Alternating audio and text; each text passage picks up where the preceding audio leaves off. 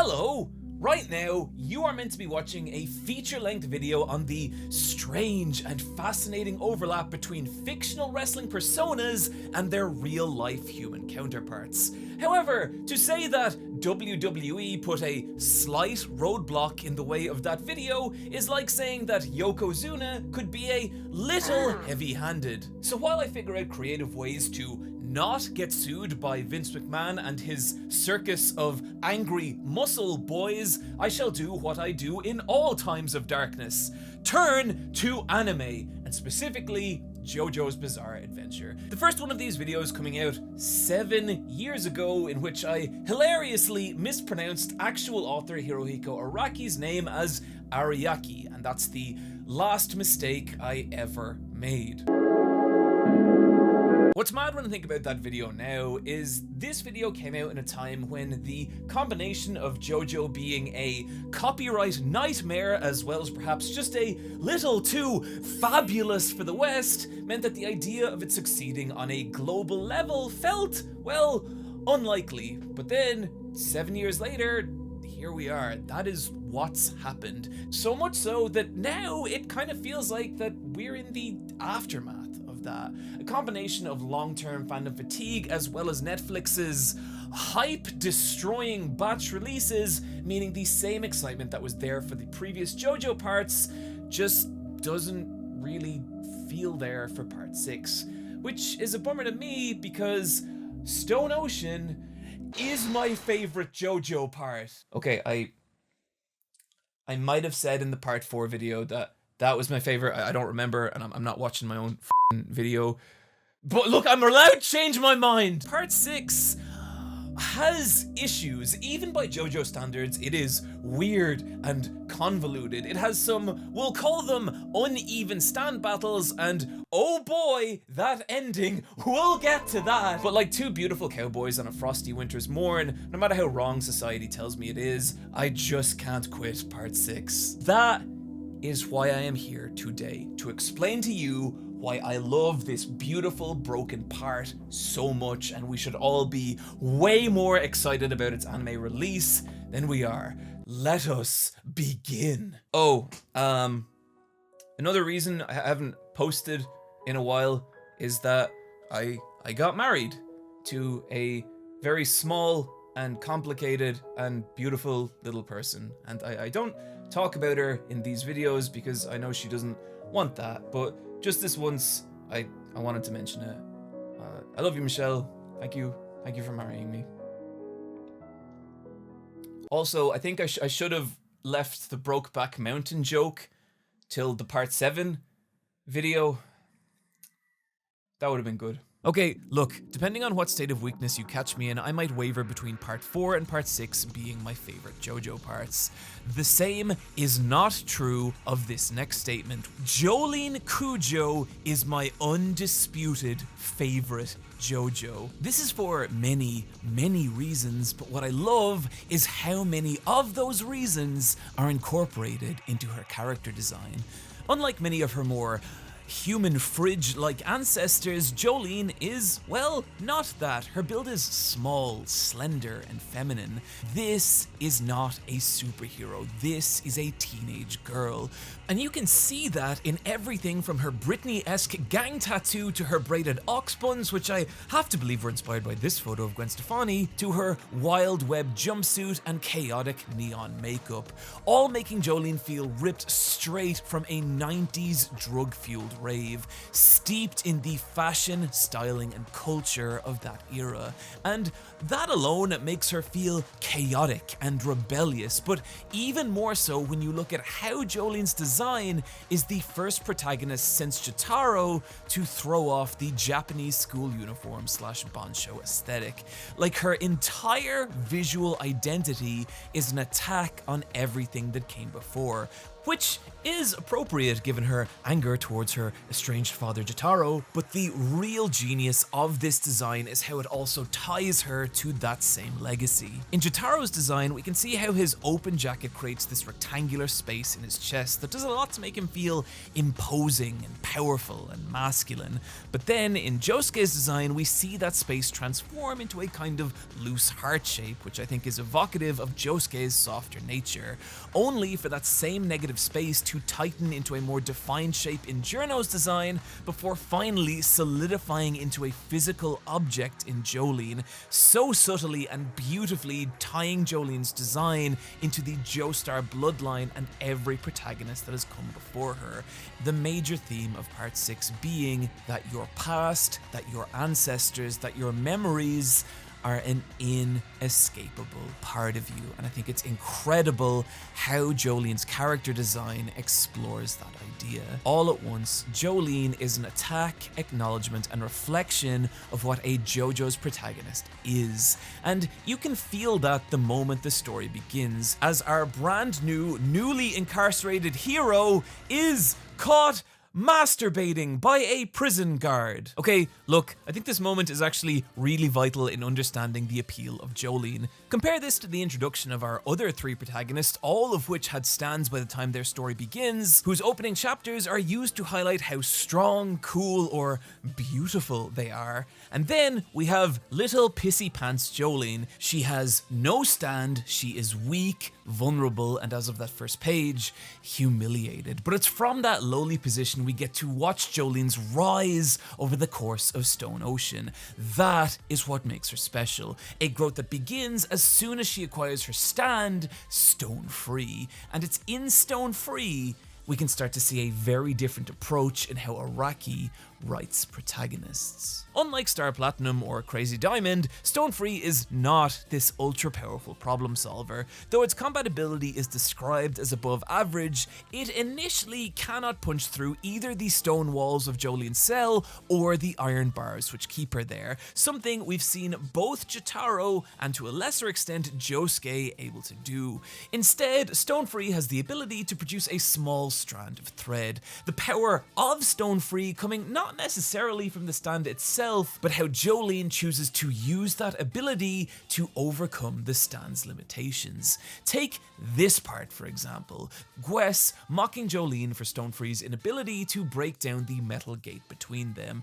A problem Jolyne solves by turning Stone Free's fist to string so they can pass through the bars before solidifying on the other side as they collide with Gwes's skull. How fucking fun and satisfying is that? Because it's not Stone Free's inherent power that won the fight, but Jolyne's ingenuity and creativity in solving the problem in front of her.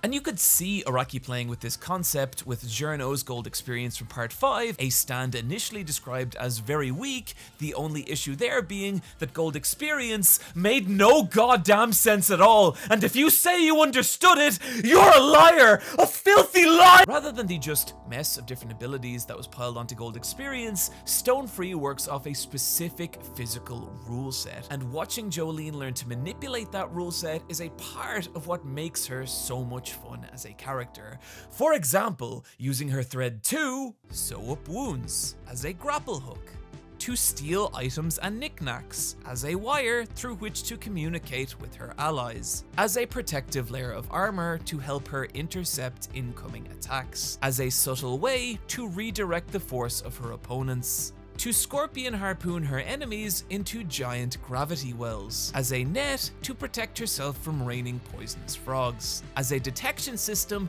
to identify invisible zombie crocodiles, to choke motherfuckers, and whatever is going on here. Wait a minute. Oh my god! When you compare this to just how many of Jotaro's fights he wins because he's awesome and strong, up to and including giving a man a heart attack by just being really, really cool, it's not only a testament to just how much Araki's writing has improved, but also it's in that comparison we can see something else really important.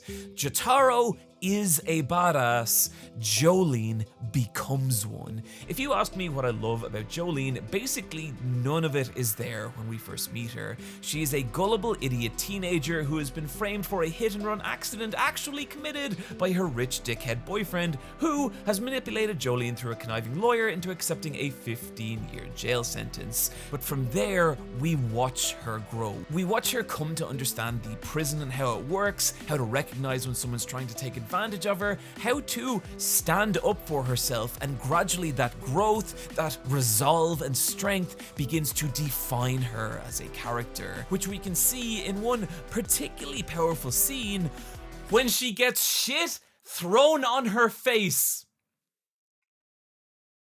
I don't know what I'm doing, which we're gonna talk about right after, hey, I launched a merch store and it did so well that it destroyed my manufacturer's pipeline, creating massive stock shortages. Until now, Wolf t-shirt, back in stock. War Grill t-shirt, back in stock. Also, now selling a large, frameless Eye Patch Wolves poster that will not murder you with postal charges if you live outside the US. And now, introducing two brand new items, the hotly anticipated Crow long sleeve sweater and the Instant Hell Murder arcade hoodie. So seriously, I just want to say thank you to everyone who picked up an item of merch. Building your own world and telling your own story through a line of apparel is a dumb dream, but with you all, it has been a dream I have been allowed to believe in, so thank you. Go to eyepatchwolves.com to pick up your merch now, and also subscribe to my Patreon to get 15% off. Okay, now, back to the matter at hand. The fecal matter? Ugh. Okay, this is genuinely a huge moment for Jolyne. This is the point when she's been locked in the Ultra Security Wing, the most vile, frightening, and dangerous part of the prison, where she's blasted with freezing water and given disgusting insect-riddled food. And when the other male prisoners realize there is a woman among them, they begin to rave and howl in delight, screaming violent misogyny at her. The hurled fecal matter, a horrifying exclamation point of the hell Jolyne has now found herself trapped in. It is a genuinely awful and cruel scene, and worse, this is not an opponent Jolyne can beat. This is a nightmare that can only be endured. But Jolyne realizes that. She acknowledges that she needs to find the resolve within herself to get through this, which she does in the memory of her father, Jotaro. And with that strength comes conviction. This will not break her. She will withstand this and grow stronger from it, as she bites down on her moldy bread in an emphatic statement of survival. And fuck, it's such a powerful moment. But what I love is how immediately that resolve is tested. Jolyne, along with every other dangerous lunatic in the Ultra Security Wing, is released from her cell, all being driven into a violent rage by the Stand survivor. And it's here Jolyne encounters Westwood, a monstrous, hulking security guard obsessed with proving that he is the strongest, who fixates on Jolyne, and this, I'm sorry for the repeated hyperbole of this video, is my favorite fight in JoJo. Remember when we talked about Jolyne's slighter, more feminine frame?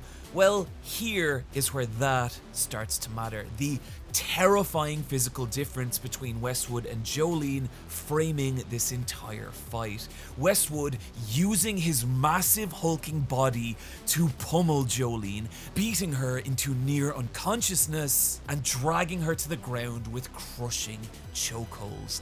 Like all that strength, all that resolve we've just watched Jolyne marshal within herself is now being violently tested by Westwood. It is brutal even by the standards of JoJo, but it's through that brutality we get to watch Jolyne's new resolve shine, as it manifests in her developing a brand new close-range style of stand battling, combining Stone Free into her own body and using a combination of stand attacks and martial arts to land several devastating blows against Westwood. And the bit where she grabs Westwood's wrist and Chun-Li kicks the fuck out of him, only to have a hole blown through her arm as Westwood's stand Planet Waves activates, which causes fucking meteorites to fall out of outer space to track on Westwood but blast through his opponents while disintegrating on contact with him. It's such a brutal and insane escalation, and yet still, through all that, Jolyne still fights on, including knocking meteorites out of the sky with her fists before finally brutally beating Westwood in one of the most cathartic conclusions to a stand fight in history.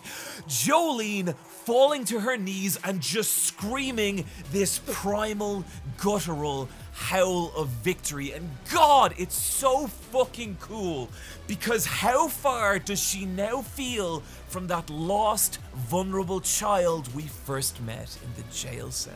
And this is what I kind of love about Jolyne's progression. Her fights don't feel like a group of disconnected encounters, but a steady escalation of her, as her strategies continue to evolve and her confidence and resolve build with each successive victory, until she is literally willing to fucking set herself on fire to prove that she is stronger than you. Jotaro is a badass, Jolyne becomes one.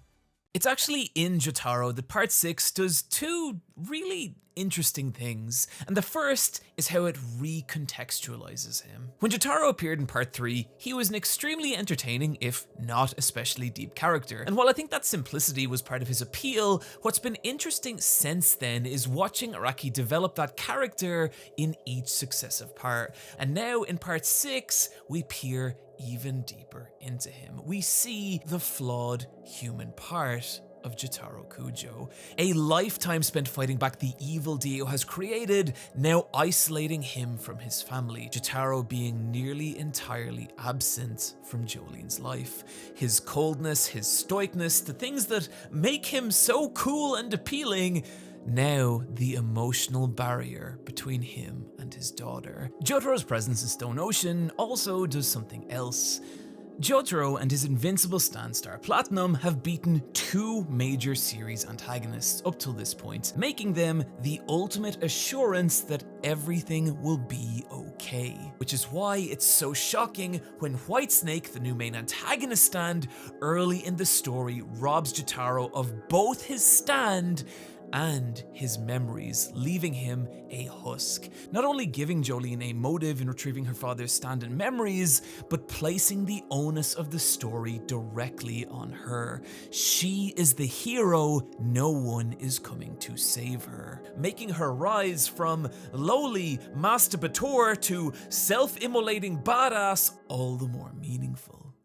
Having Jotaro return in Stone Ocean adds a lot to part 6, but unfortunately, I don't know I'd really say the same for the rest of the supporting cast. Don't get me wrong, I like Hermes, Weather, Emporio, and Anasui, but as individual characters, they never really get the time to breathe or develop in their own right. And as a group, they lack that emotional core that bonded the god-tier supporting cast of parts 4 and 5, like the residents of Morio's shared desire to root out evil from their town, or the Bucciarati gang's loyalty to their leader Bruno, meaning you never get that same electric chemistry that made the casts of those previous parts so enjoyable. Now, I've seen enough Stone Ocean group cosplay to know that I am absolutely pissing someone off, so one thing I do think is really cool about this supporting cast is the thematic thread that runs between them, that thread being memories. Hermes fights to honor the memory of her dead sister. Weather Report's entire story revolves around him recovering his lost memories. Emporio's stand ability is summoning the memory of lost objects. Him even living in the memory of a room that no longer exists.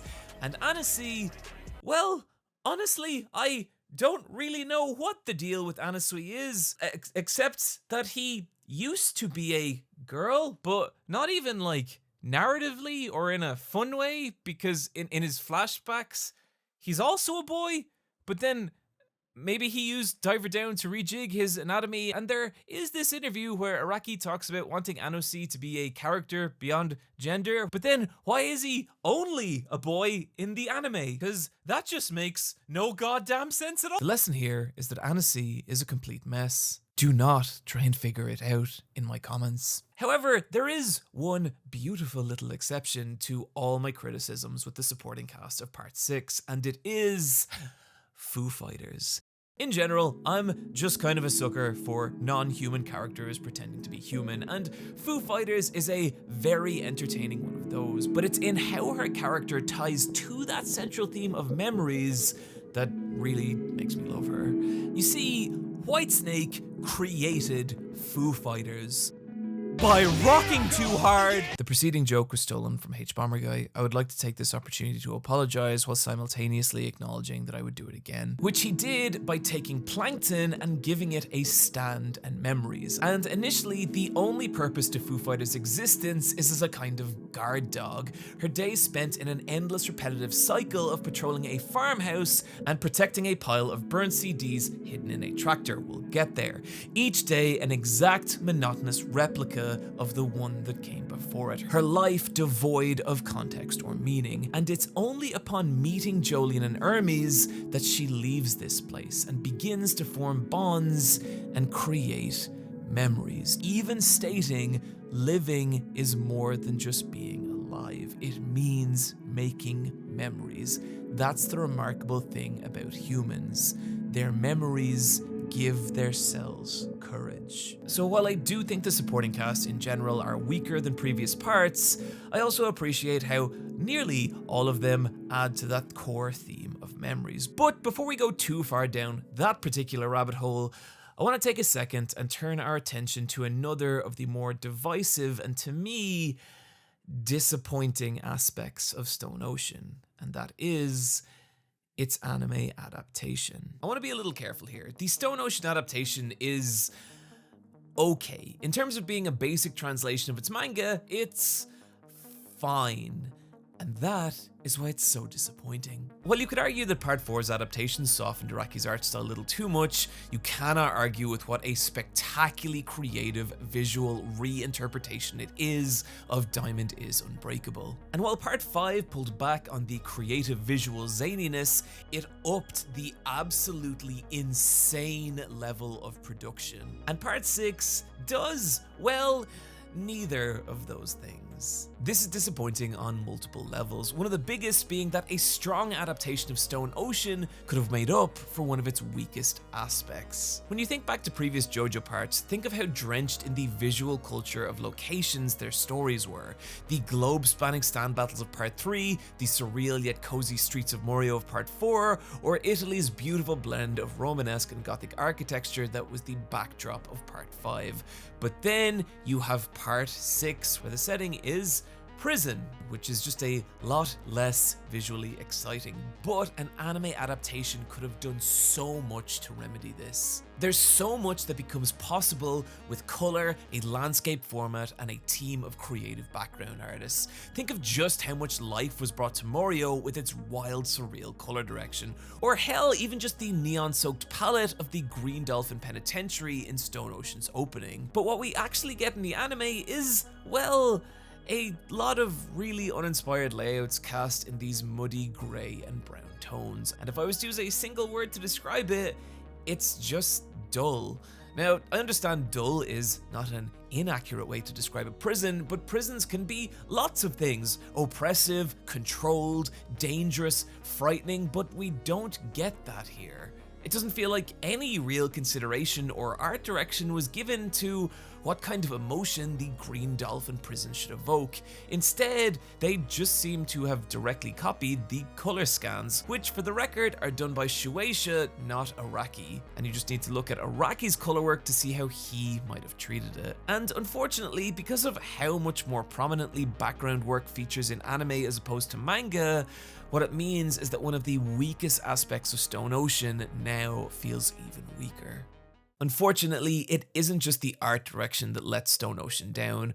While the Part 6 anime can, on occasion, look pretty great. There's some sequences where in the journey from panel to screen, so much was lost that I have to wonder if the people adapting it even understood what was happening in the manga.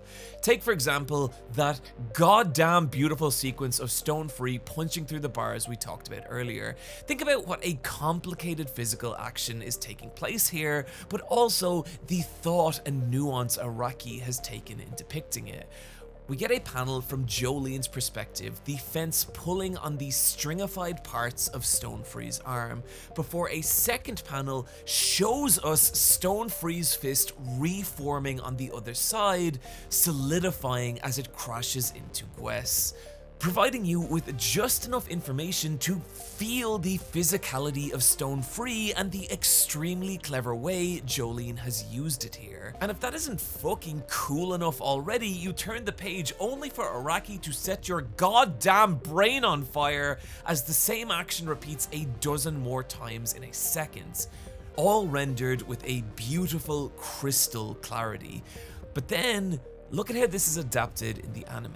We get Gwes taunting Jolyne, then a zip pan of Stone Free's fist, and then it just hits Gwes. But there's no visual information to show us how the fist passed through the fence.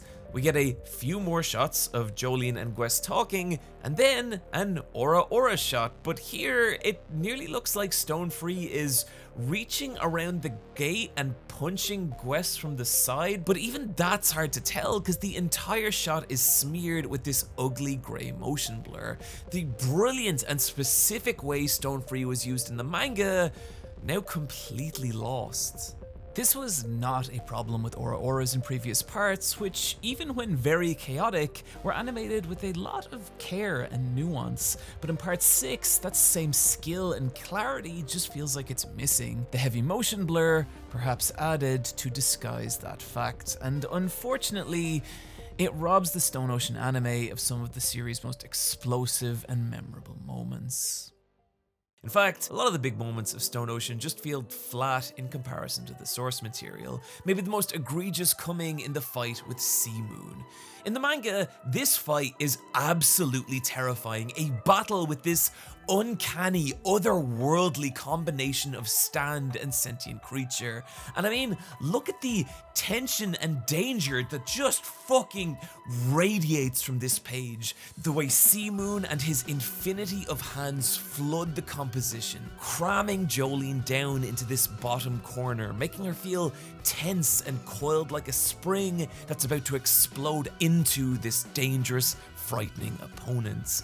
I love this page so much, I have literally had it framed in my hallway for years. And so, imagine my disappointment when this is what it looks like in the anime.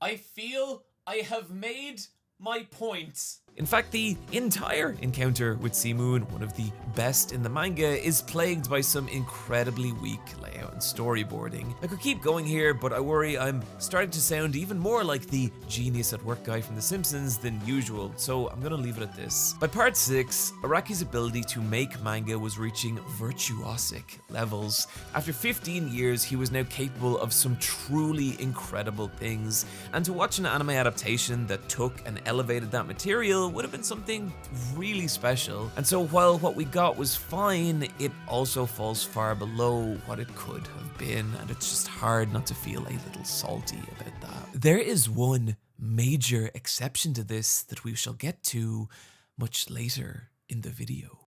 In many ways, Stone Ocean is a part of highs and lows, and maybe the purest example of this is its stand battles. With each part in JoJo, there's what feels like a very conscious attempt to push the boundaries of what a battle is. From the simple sunshine karate duels of Phantom Blood to the more creative Looney Tune-esque tomfoolery of part 2, to the introduction of stands in part 3, to the increased complexity of those stands in part 4, to the batshit madness of multi-person team stand battles in part 5. And as for the evolution of part 6, well, they are, quite simply, fucking insane! And this is both their greatest strength and biggest weakness. To break down that rather emphatic statement, there is within part 6 what I feel like a real desire to explore and expand upon what a stand is.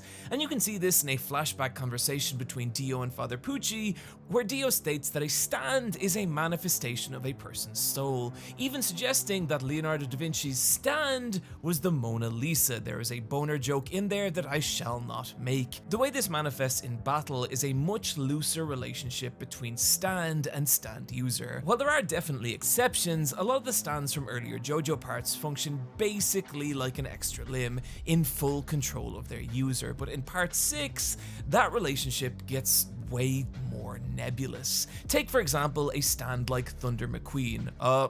Slight unaliving discussion warning here, whose stand causes whatever damage he inflicts upon himself to manifest on his opponents. McQueen being completely unaware that this is even happening, but what makes him dangerous is his obsession with, well, unaliving himself, meaning a part of fighting McQueen is convincing him that life is worth living. Oh, that was much darker to explain than I thought it would be. Another example of this being the hype-filled organ harvesting baseball contest of Marilyn Manson, where our protagonists are tricked into a deadly timed game of catch that if they lose, they'll have their innards ripped out by a spooky ghost robot. Or even Sports Max, who spends the majority of his fight drowning in a metal pipe as our protagonists wait for him to die while surviving his invisible zombie alligator. This battle also fulfilling my lifelong dream of having a stand named after the greatest band in the world,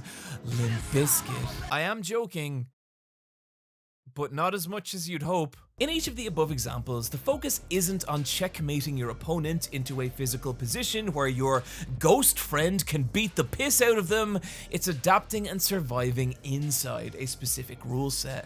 And that change in philosophy makes for some incredibly creative and captivating battle scenarios. And particularly later in Stone Ocean, where the relationships between stand and stand user get stretched even further, with there even being multiple sentient stands with their own personality, which is fun because you basically get to watch people argue with their own souls, but also because it leads to some really unique encounters, like Yo-Yo Ma, a stand that will pretend to be your friend by doing nice things, all the while inflicting slow, insidious damage upon you. And while it's not the most exciting stand battle, it's memorable by virtue of just how unique it is. And I'd say the same of the battle with Green Baby, a creature slash stand thing that shrinks you proportionally to how close you get to it, meaning falling on the Green Baby results in a nightmarish Zeno's paradox, as the rate at which you shrink exceeds the rate at which you fall, meaning you just plummet into infinity, and Araki thought of that. And if this is all starting to sound a little wild, oh buddy, we're just getting started. When stands first appeared in part 3, they had powers like shoot fire, or swim, or is a gun. But in the latter half of part 6, we encounter stands that can twist and warp reality itself, distorting the very laws of physics our planet works off in ways that genuinely make me feel like I'm losing my mind. For example, while piloting a helicopter, Jolyne and friends are attacked by a mysterious flying worm that causes them to go blind. While driving on a highway, Jolyne and friends notice some pebbles sliding the opposite direction to them, only to realize that the entirety of Earth's gravity has reorientated itself around an enemy stand. Jolyne and friends are attacked by the 1974 Miami Dolphins, including MVP running back Larry Zonka, who got 33 runs running over 145 yards in a single season, which I know because the manga tells you all that. Jolyne and friends are attacked by rainbows that if you look at them, you begin to subliminally believe you are a snail, to the point that you either explode into little snails or become a snail person yourself. Jolyne and friends pursue an enemy stand user down a mysterious underground tunnel, only to find themselves trapped in the memory of the 2005 Flight 2862 plane, which crashed in Florida. This chapter actually bizarrely predicting the actual real-life Equatorial Airlines 2005 plane crash. The stand, Bohemian Rhapsody. Just the entire fucking stand. I'm just gonna play the clip. Just last night with a razor blade I cut off my ear. Allow me to introduce myself. I'm Go, or Van Gogh's self-portrait. What did you say? Look, part of the reason you come to JoJo's is for a wild, weird time. It's in the name, and I can genuinely not undersell how much I fucking love the latter half of part 6 for this. Even multiple rewatches in, I find myself cackling in delight at the sheer creative madness of it all. And look, life out there is tough, things are shitty, days are sad. But when I think about how a piece of media can lift you out of all that with sheer absurdity, I genuinely don't think that's something just to be laughed at, I think it's something to be celebrated. And to me, no part does this better than the stand battles of part 6. Part 6's stand battles are special because of their ambition, but occasionally that ambition is also their downfall. I'd argue that stands are at their most interesting when focused on one specific ability used in creative ways. But I think in the drive to create interesting scenarios, Araki occasionally writes stands with multiple abilities that have no real relation to each other. A stand like Whitesnake, for example, can steal a person's stand, steal a person's memories, trap people in a dream world, and also turn its body into a poisonous sludge. The problem here being that it unnecessarily convolutes any potential battle scenario involving Whitesnake, and stands like Heavy Weather or Dragon's Dream share this same problem. This is a tricky area to talk about because what we're essentially discussing is how much narrative glue you need to hold your magical ghost fights together, which will vary from person to person. But a few encounters for me just buckle under the weight of their creative ambition. Take, for example, a fight like Jailhouse Rock, a stand that doesn't attack you directly, but instead your ability to create short-term memory, letting you only retain 3 new pieces of information at any given time, trapping you in this nightmarish cycle of remembering that you're even in a stand fight. That idea is fucking awesome. The issue is how the writing and logic of this encounter failed to keep up with its ambition. At one point, a hail of bullets is fired at Jolyne, the idea being that she will have her 3 memory slots taken up by 3 bullets and then be unable to perceive or protect herself from any more.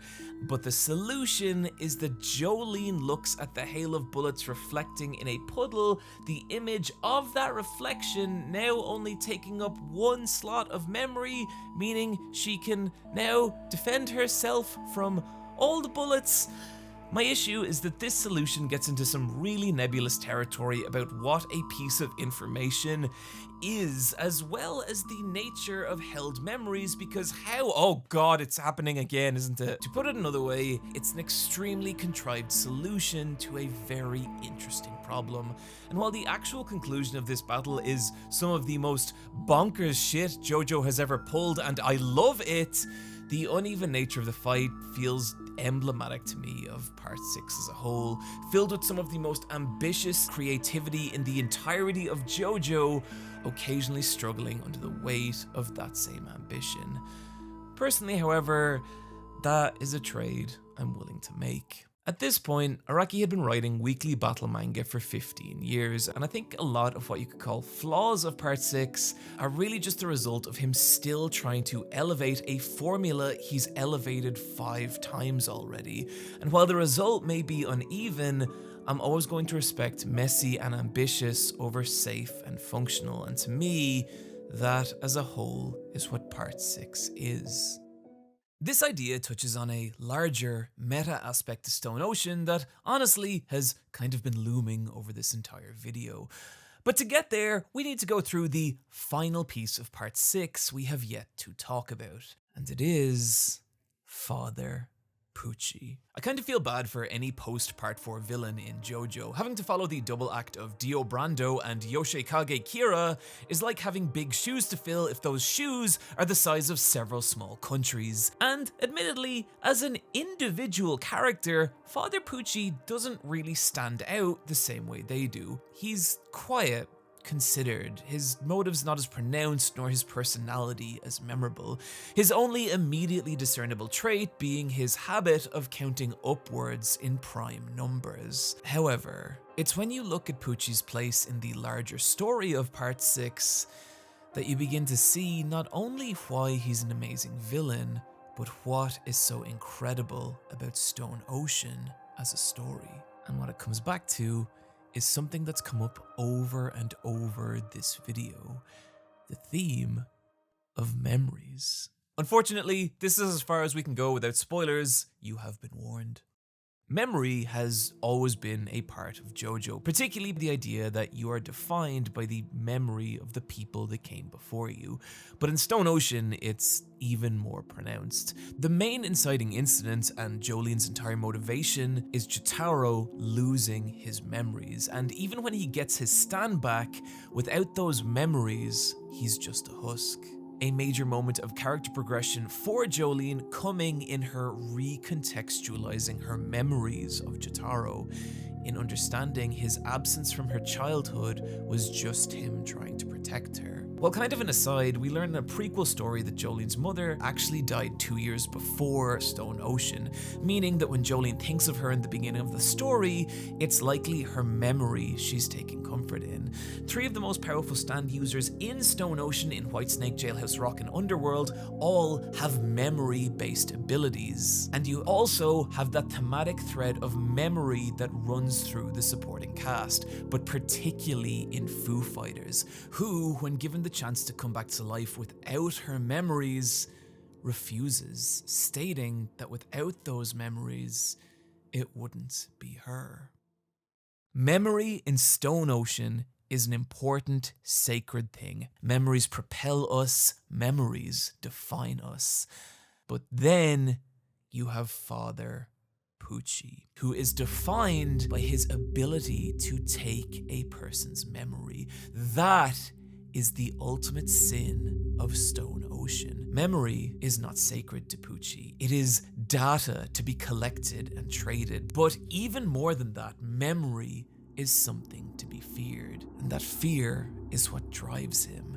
Pucci, having many years ago discovered that his sister Perla, who he loved dearly, was in an unknowingly incestuous relationship with their long-lost brother, Weather Report. The shame and fear of this discovery driving Pucci to hire a detective to separate the two. But unbeknownst to Pucci, this man was a member of the Ku Klux Klan, who, after discovering that Weather Report's father was African American, assembles a mob to attack Weather and Perla, violently beating Weather into a state of near death. And Perla, believing that she's just witnessed the death of her beloved, throws herself from a cliff, drowning in the lake below. The next morning, Pucci discovers in horror what has happened, what his actions has led to, and it destroys him. This memory haunting Pucci, and in more ways than one, as Pucci now is endlessly pursued by Weather, obsessed with making Pucci atone for his sins, resulting in Pucci sealing away his own brother's memories. But if only Pucci could have known what would happen, if only he could have seen where his actions would lead, if only the future was as simple and predictable as reciting prime numbers, then he could have avoided this fate. That thought crawls inside Pucci, who after meeting Dio is introduced to the idea of achieving heaven, of bringing about a new pristine era in humanity, which in Pucci's tortured psyche means unfolding time itself, of letting each person on Earth perceive their entire future from the instant they're born till the day they die, and every moment in between, so that no one ever has to endure the same pain of the unknown that he did. This, in Pucci's broken mind, is the ultimate act of love he will inflict on humanity. And the fucked up part is he succeeds. Through a, we'll say, rather convoluted series of events, Pucci achieves his impossible heaven, and in doing so, obtains a new godlike stand in Stairway to Heaven, with the ability to accelerate and control time, to warp and distort the very fabric of reality, and separate our perception of it. And this this battle is why I'm leaving watch in the title of this video. The anime doing a spectacular job of visually conveying not only a showdown with a terrifying godlike being like this, but the disintegration of time itself. As days and nights pass in seconds and the very laws of physics come undone, the anime's OP even reverting back to the very first Phantom Blood opening from 10 real-life years ago, Jolyne and Pucci now taking the place of Jonathan and Dio in a spectacular depiction of how broken time now is. Pucci now terrifyingly able to move within that accelerated time, becoming near imperceptible to the human eye, to the point that even Jotaro's invincible time stop barely affects him at all. And as a fan of JoJo, you've watched this happen 5 times now. 5 times you've watched a hero of the Joestar bloodline face some impossible godlike evil. And so you're waiting for that one big moment when the villain overlooks some seemingly innocuous detail, only for the hero to use that detail to achieve a last-second victory. And you wait, and you wait, and you wait. And one by one, our heroes start to fall. Even the invincible Jotaro Kujo, whom Pucci forces to choose between saving Jolyne and protecting himself, using knives exactly as Dio did, like Jotaro's old nemesis is stabbing at him from all those years ago. Jotaro is killed. Finally, it's just Emporio, Jolyne, and Pucci, and Jolyne, knowing she cannot win, gives her life to save Emporio, who by himself experiences the collapse of the known universe, and now, trapped in an alternate reality, alone, desperate and afraid, he returns to his room of memories where he faces Pucci one final time, using Weather Report's stand to flood Pucci's blood with oxygen, defeating him, before the universe resets again. Emporio now finding himself in a strange new reality with alternate universe versions of Jolyne and his friends. And it's in this strange new world that part 6 draws to a close.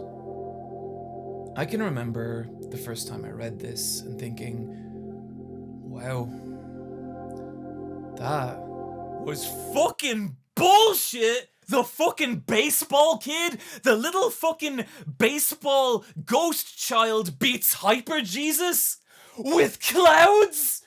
What the fuck? What about Jolyne? Oh my god, I hate this. I hate part 6. What a crock of shit. Then I calmed down, and over time, I actually really grew to appreciate this ending.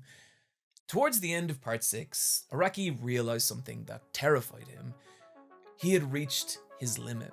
After 15 years of writing weekly shonen manga, this was his artistic and creative peak. And if he was to ever move forward from here, he needed to rethink everything, from the way he worked, to the stories he told, to the way he drew them.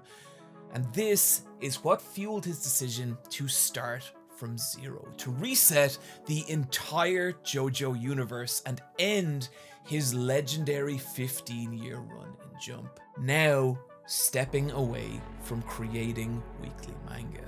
But it wasn't doing this, walking away from the familiar, that led to Araki creating Part 7 Steel Ball Run, a new monthly JoJo story beginning a brand new timeline that rethinks every single aspect of the JoJo's Bizarre Adventure story. And while Part 6 is my favorite part, I find it very difficult to argue that Part 7 isn't Araki's magnum opus. And I think the reason for that was his willingness to step away from the familiar and into the unknown. And I think that right there is the message of Part 6. This is what changed how I saw the ending of Stone Ocean. On one side, you have Father Pucci, obsessed with knowing the future, of foreseeing his fate. Then on the other, you have Emporio, scared, lost, and alone. But the one thing he does have is his memories, is the people that came before him, the ones who fought and died so he could be here. And it's from their literal memory he draws strength and uses it to overcome this impossible evil. And with that courage, steps forward into a brand new world. And I think the message is this: even if reality around you crumbles to nothing, even if your world changes in impossible and frightening ways, you still have everything that came before you. All the people that fought so you could be here, and all the memories that have created the person you now are. And so, while trying to know the future, obsessing over what will or will not happen is tempting, what's more valuable is to let that future be unknown and draw strength from your past, both in the people that came before you and the memories you've created with the ones you love. Using that to step forward into that unknown, knowing further memories await you there.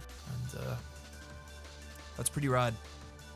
That's why JoJo's Bizarre Adventure Part 6 Stone Ocean is, and likely always will be, my favorite part. Although, I don't know, that first chapter of Part 9 was pretty fucking good! Friends, thank you for joining me today. I hope you enjoyed this video, and don't forget to check out eyepatchwolves.com and partake in some Eyepatchwolves merch. Also, if you like hearing me talk about JoJo's Bizarre Adventure, check out the Jeff's Bizarre Adventure podcast over on giantbomb.com. Link below. Friends, take care of yourselves, and I'll see you next time.